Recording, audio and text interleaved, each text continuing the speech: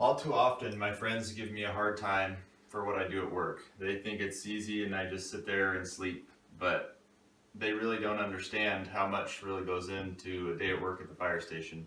They think I just sit around, lay on the couch, and wait for the calls to come in. So today I'm going to give you guys the opportunity to step into my boots and see what it's like.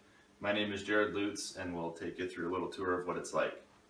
So the start of our day is based on a shift exchange. We all come in, sit down, have breakfast together, kind of go over the different aspects of what happened from the day before, talk about any vehicles that are out of service or anything that we might need to replace from the shift before.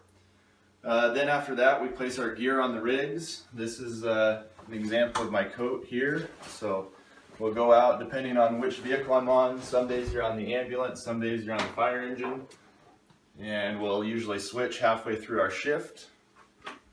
So we go do that, then we start into rig checks. We have to really make sure that all of our vehicles are prepared to go on calls. We have to go through every single item, make sure that it's not expired, make sure that the rigs are full of fuel and that everything's ready to go just in case for whatever type of call we could encounter. We also have narcotics checks. Because I'm a paramedic, I have to go through and check all the different narcotics on each of our ambulances to ensure that, again, we're providing that adequate service and that our count is on, no expiration dates have been exceeded. We also do blood pressure checks on Thursdays. We'll go down to the Potler Center and also to Evergreen Estates, and we do blood pressure checks there for the elderly folks that come in and eat lunch. It's a good way to kind of get some PR and just kind of talk with some of the folks down there and kind of make them aware of any health concerns that they might not already be aware of. Then after the morning is done, we kind of get into some training and yearly task activities.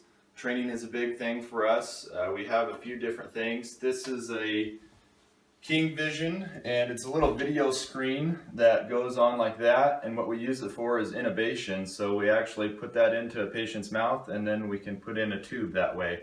So there's a little video screen there.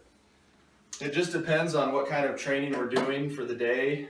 We also have a lot of fire training that we do. And this is a tool that's called the KA tool, but we call it the zombie tool for obvious reasons. It's always a kid favorite whenever we're doing demonstrations. And this here is a picture of a fire training that we did in the Tri-Cities called Hammer. We spend a lot of our time training because it really is the essence of what we do. We want to be at 100% whenever we come to someone's house. We want to be able to do the best we can and provide the best service possible. Some of our yearly tasks, we have all sorts of different things that we do. We have to test every piece of hose in the fire station every year, whether it be small 1-inch wildland firefighting hose to 1 3/4 hose, 2.5-inch and large diameter hose that you see hooked up to fire hydrants. We also do ladder testing, so we'll bring in all of our ladders, take them all off the rigs. We have a big box that fills full of water and sets down on the middle of the ladder while the other ends are suspended. Basically puts a whole bunch of weight onto the middle of that, and we flex test it to make sure that it can support adequate weight in different sections of the ladder. They're also strength tested on the ends to make sure that the hooks don't exceed a certain point so that those are going to stay good and steady on the rig. We do a ton of public event things. National Night Out is a really big one. Joe Biden had stated that National Night Out is a chance for the neighborhood to get together with the people that protect them, and it's really a great opportunity to meet with kids. You let them go through the vehicles, really just get out in your community and let people know what's going on and what else goes on in the community besides just what you do.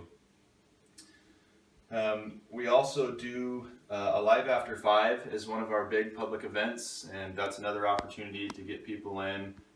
We do a lot of CPR classes, things like that. So I know that I will continue to get a hard time for not always being busy. We do occasionally get downtime at the fire station, but until you've come in and you've put in that prep time to test the hose and check your rigs before those calls come out, you know, there's so much time that goes into preparation and really getting everything, all your ducks in a row before those emergencies come out.